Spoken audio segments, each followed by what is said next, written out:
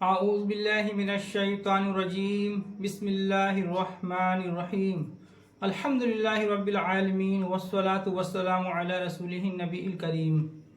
अल्लाह के नाम से शुरू जो बड़ा मेहरबान निहायत रहम करने वाला है। तमाम तारीफ़ें और ख़ूबियाँ उस शाफ़ी के लिए जो तमाम जहान का पालने वाला और शिफा बख्शने वाला है, जिसने कोई चीज़ भी बेफ़ायदा पैदा नहीं की। और दुरूद पहुँचे तबीब रूहानी व जिस्मानी हज़रत मोहम्मद रसूलुल्लाह सल्लल्लाहु अलैहि वसल्लम पर। चमन निशा दवाखाना यूट्यूब चैनल के नाजरीन को खुशामदीद कहते हैं। मैं आपका मेज़बान हकीम खुर्शीद आपकी खिदमत में हाजिर हूँ। आज का जो हमारा मौजू है वो है मैदा।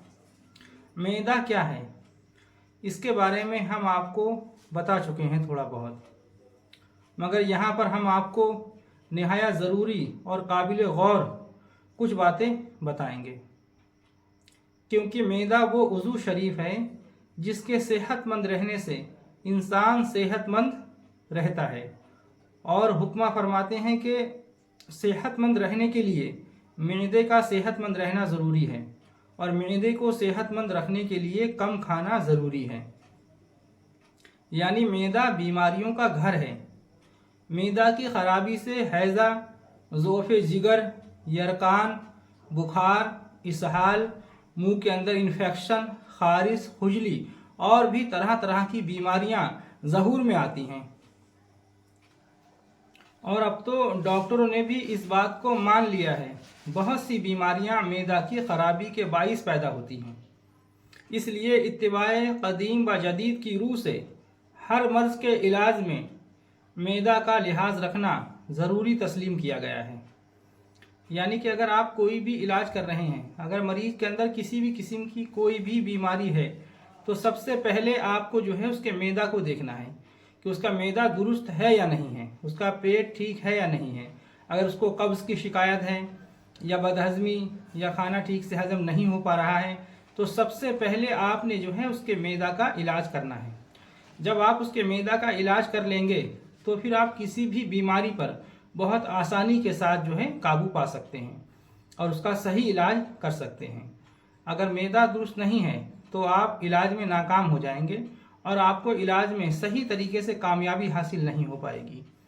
इसीलिए जो है मैदे को ज़रूर जो है मैदे का ख्याल रखें। नुस्खा बताने से पहले मैदा को सही व सालिम रखने के लिए हम आपको चंद हिदायतें करना चाहते हैं। मैदा को सही व सालिम रखने के लिए हम आपको चंद ज़रूरी बातें बताना चाहते हैं। ये हिदायत पर अमल करना बहुत ज़रूरी है, जिन पर अमल पैरा होने से जो इंसान इन बातों पर अमल करेगा तो बाफजले ही ज़रूर बिल ज़रूर सेहत के पुरबहार गुलशन में ऐश व मसरत के दिन गुजारेंगे। वो ये है तंदुरुस्ती के उसूल कि नंबर 1, आपको जब तक कामिल भूख ना लगे, आपको जब तक कामिल भूख ना लगे खाना ना खाएं, और जब खाने बैठें तो थोड़ी भूख रखकर हाथ खींच लें। यानी कि जब आपको कामिल भूख लगी हो, कामिल भूख से मुराद तो हुक्मा ये फरमाते हैं कि आपको इतनी ज़्यादा भूख लगी हो कि आप बिना सालन के ही रोटी जो है वो खाने लगें। बैरकैफ आपको जब भूख लगी हो तभी आप खाना खाएं, और जब कुछ भूख बाकी रहे तो खाना जो है वो बंद कर दें। यानी कि कुछ भूख रहना चाहिए, बहुत शिकम शेर होकर बहुत ज़्यादा मैदा को नहीं भरना चाहिए। आप जो है अपना हाथ खींच लें। अच्छा, नंबर 2, जिस दिन तबीयत सुस्त हो तो उस वक्त बहुत ही हल्की ग़िज़ा और बहुत ही कम खाओ। अगर ज़्यादा खाओगे तो मैदा पर बोझ पड़ेगा और कोई ना कोई बीमारी पैदा हो जाएगी। लेमन सोडा और ज़्यादा ठंडा पानी मैदा की क़ुव्वत को ज़ाइल कर देती है। कभी कभी इस्तेमाल करने में कोई हर्ज नहीं है।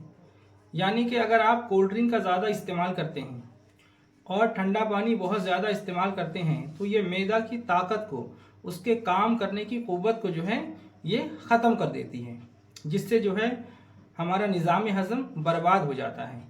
निज़ाम हज़म हमारा ख़राब हो जाता है क्योंकि मैदे के अंदर जो है सर्दी पैदा हो जाती है, क्योंकि मैदे के अंदर एक ख़ास किस्म की गर्मी होती है जिसकी वजह से जो हम खाना खाते हैं वो खाना जो है हजम होता है। जब वो गर्मी ख़त्म हो जाती है मैदे के अंदर ठंडापन हो जाता है, जिससे खाना सही तरीके से हजम नहीं हो पाता है और वही जो है फिर हमारे बीमारियों का बाइस बनता है। इसीलिए बहुत ज़्यादा ठंडा पानी इस्तेमाल नहीं करना चाहिए और ना ही ज़्यादा कोल्ड ड्रिंक का इस्तेमाल करें। कभी कभार इस्तेमाल करने में कोई हर्ज नहीं है, या फिर नॉर्मल पानी आप गर्मियों के दिनों में पी सकते हैं। बहुत ज़्यादा मैंने देखा कि लोग फ्रिज से पानी निकालते हैं फ़ौरन जो है बहुत ठंडा चिल्ड पानी उसको जो है पी लेते हैं, बहुत ही ज़्यादा वो नुकसानदेह है। भले ही ये पानी आपको जवानी में ना नुकसान दे, लेकिन इसके असरात बुढ़ापे में बहुत बुरे नतीजे इसके सामने आएंगे। इसीलिए इससे भी आप परहेज़ करें अगर आप सेहतमंद रहना चाहते हैं, लंबी उम्र जीना चाहते हैं। अच्छा, नंबर 3, और वक्त मुकर्ररा पर खाना खाना सेहत को बढ़ाता है। यानी कि जब खाने का वक्त हो जाए तो सही टाइम पर आपको खाना जो है, भूख जब लगे तो आपको खा लेना चाहिए। टाइम बे टाइम खाना खाना जो है वो बीमारियों को लाता है। और अगर आप वक्त पर खाना खाएंगे तो ये आपकी तंदुरुस्ती और सेहत को बढ़ाएगा। और बार बार थोड़ा थोड़ा खाना खाते रहना, ये उसूल हिफ्ज़ाने सेहत के लिए बहुत ही नुकसानदेह है। आप बार बार खाना खा रहे हैं और उसके बाद ये फिर कब पता लगेगा कि खाना खाने का भी टाइम हुआ है, क्योंकि आप पूरे दिन तो कुछ ना कुछ खाते रहेंगे, तो उससे जो है कोई इम्तियाज़ नहीं हो पाएगा कि अब खाना खाने का वक्त हो गया, क्योंकि उससे पेट जो है आपका वो भरा ही रहेगा और आप उसके बाद भी फिर खाना खाओगे तो वो खाना जो है फिर सेहत को नहीं लगता है, वो सेहत के लिए खाना फिर अच्छा नहीं है। उससे जो है फिर आपका मैदा दुरुस्त नहीं रहेगा और जो है उसको मैदे को ज़्यादा काम करना पड़ेगा, उस पर जो है बोझ ज़्यादा आएगा, जिससे मैदा मेहनत करते करते वो ज़्यादा फिर थक जाता है, कमज़ोर हो जाता है, फिर वो अपनी कुव्वत को खो बैठता है। जैसे कि किसी इंसान से आप बहुत ज़्यादा काम लें उसकी ताकत से ज़्यादा, तो बज़ाहिर वो जो इंसान कैसा बीमार हो जाता है और फिर वो थकावट उसको महसूस होती है। बस ये इसी किस्म से हमारे जिस्म के अंदर जो भी आज़ा हैं वो तरतीब से अपना काम करते हैं और उस पर बहुत ज़्यादा बोझ अगर डाला जाएगा तो फिर वो बीमार हो जाता है। बस उनकी बीमारी ही जो है बीमारियों का बाइस बनती है। तो हमें जो है मैदे का बहुत ज़रूरी ख्याल रखना चाहिए। मैदा के मुतालिक नबी करीम सल्लल्लाहु अलैहि वसल्लम ने इरशाद फरमाया कि मैदा जो है वो जिस्म के अंदर एक हौज़ है, जिसके अंदर खाना भी जाता है और सब कुछ मैदा के अंदर ही जाता है। तो नबी करीम सल्लल्लाहु अलैहि वसल्लम का इरशाद है कि मैदा जो है वो जिस्म के अंदर एक हौज़ है और उस हौज़ के अंदर नालियाँ आकर गिरती हैं, और अगर मैदा आपका सही है तो उसमें से वो अच्छा मवाद लेकर वहाँ से निकलती हैं, और अगर मैदा आपका दुरुस्त नहीं है तो वो गलीज़ और गंदा मवाद लेकर वहाँ से निकलती हैं, जिससे जो है हमें बीमारियाँ फिर पैदा हो जाती हैं। क्योंकि मैदा के अंदर ही जो कुछ भी हम खाते हैं वो मैदा में ही जाना है। अगर आप दवा खाएंगे उसको भी मैदा के अंदर ही जाना है, और अगर आप ग़िज़ा खाएंगे उसको भी मैदा के अंदर ही जाना है, और अगर आप जहर भी खाएंगे तो वो भी मैदा के अंदर ही जाना है। तो इसीलिए जो हमारे पूरे जिस्म को ग़िज़ा फराहम होती है वो मैदा के ज़रिए ही फराहम होती है। इसीलिए जब मैदा आपका दुरुस्त होगा, उसमें अच्छी ग़िज़ा होगी, वक्त पर खाई हुई ग़िज़ा जब वो सही से हज़म होगी तो नालियाँ हमारी उस ग़िज़ा को लेकर जब निकलेंगी, उन नालियों के ज़रिए जब ग़िज़ा पूरे जिस्म को फराहम वो करेंगे तो जिस्म सेहतमंद, तंदुरुस्त और बहुत सारी बीमारियों से जो है महफूज रहेगा।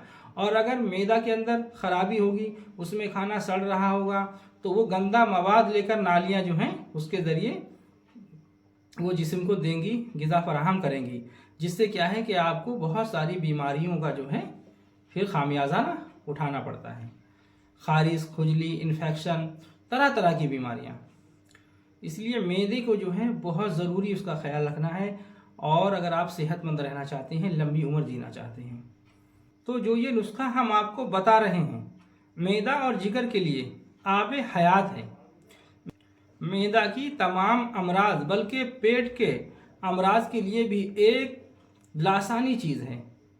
और पेट दर्द, भूख न लगना, बदहज़मी, खट्टी डकारें आना, अजीमुल तिहाल यानी तिल्ली का बढ़ जाना, अजीमुल कब्द यानी कि मैदे का फूल जाना, बावगोला का दर्द, बुखार, कब्ज, खून की कमी, गैस, इन सब बीमारियों के लिए अक्सीर है ये नुस्खा।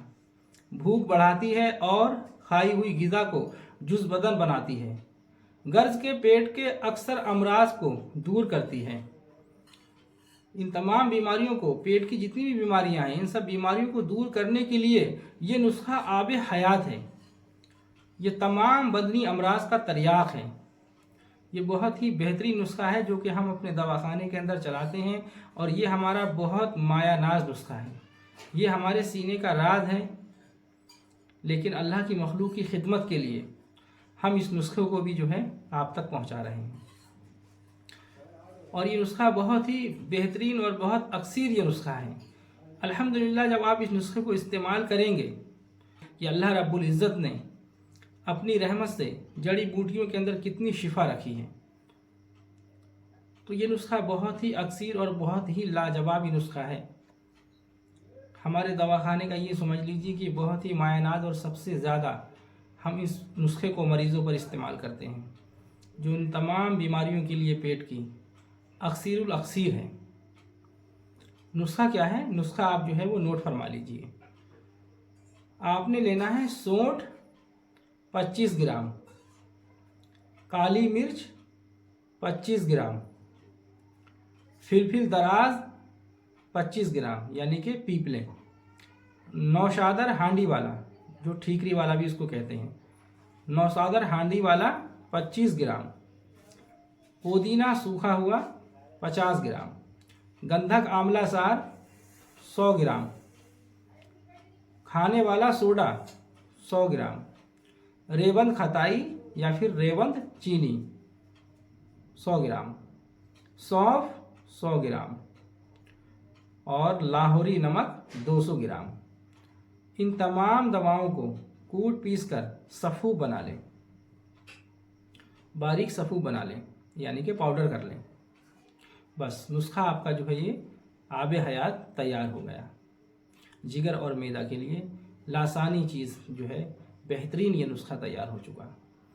अब जो है खाना खाने के आधे घंटे के बाद में आपने जो है ये सफ़ूब जो है तकरीबन 1 से 2 ग्राम, मरीज़ की ताकत पर है ये। अगर मरीज़ कमज़ोर हो तो उसको 1 ग्राम यानी कि चौथाई चम्मच, और अगर मरीज़ थोड़ा ताकतवर है तो उसको जो है तिहाई चम्मच से आधा चम्मच भी आप दे सकते हैं। अच्छा, एक बात मैं आपको बताऊं कि जब ये नुस्खा आप पहली मरतबा इस्तेमाल करेंगे, यानी कि ये दवा जब आप किसी मरीज़ को देंगे, जब वो इसको इस्तेमाल करेगा तो 1-2 जो है उसको इजाबत होगी खुल के, तो उससे ना घबराएं, क्योंकि ये पेट की बहुत जल्द जो है सफाई करता है और बेहतरीन जो है अपना ये काम करता है फौरी। और 2-4 मरतबा उसको जो है इजाबत खुल के हो जाएगी, तो इससे आप ना घबराएं। उसके बाद फिर जो है मामूलन, उसके बाद फिर जो है तरतीब बाय तरतीब अपना जो है सुबह में पेट अच्छे से जो है वो खाली हो जाएगा, साफ़ हो जाएगा। तो ये नुस्खा आप बनाइए और फ़ायदा उठाइए।